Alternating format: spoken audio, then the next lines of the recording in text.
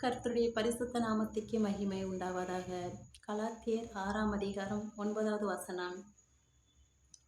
நன்மை செய்கிறதில் சோர்ந்து போகாமல் இருப்போமாக. நாம் தளர்ந்து போகாதிருந்தால் ஏற்ற காலத்தில் அறுப்போம். ஆமென். கர்த்தர் இன்னைக்கு நம்மளை பற்றி சொல்கிறாங்க. நம்ம நன்மை செய்யணும். நன்மைன்னா நம்ம இன்னைக்கு என்ன விதைக்கிறோமோ அந்த விதை தான் நமக்கு நாளைக்கு வந்து சேரும். ஆமென். இன்னைக்கு நம்ம விதை போட்டால் தான் அந்த விதை முளைச்சி வரும். அதுதான் ஆண்டவர் இன்னைக்கு நம்மளை பற்றி சொல்கிறாங்க. நம்ம நன்மை செய்தால் தான் அந்த நன்மை நமக்கு வந்து சேரும். அதே வந்துட்டு நம்ம தீமை செய்தோம்னு வச்சுக்கோங்களேன், அந்த தீமை அது நமக்கே தான் வந்து சேரும். நன்மையா தீமையா?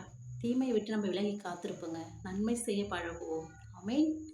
நன்மை தாங்க நாளைக்கு நமக்கு வந்து நம்ம இன்னைக்கு ஒருத்தவங்க நன்மை செய்தால் தான் அந்த நன்மை நமக்கு திருப்பி கிடைக்கும். அதனால் நன்மையை நம்ம கடைப்பிடிப்போம். கர்த்தருக்கு கீழ்ப்படிவோம். ஆமென்.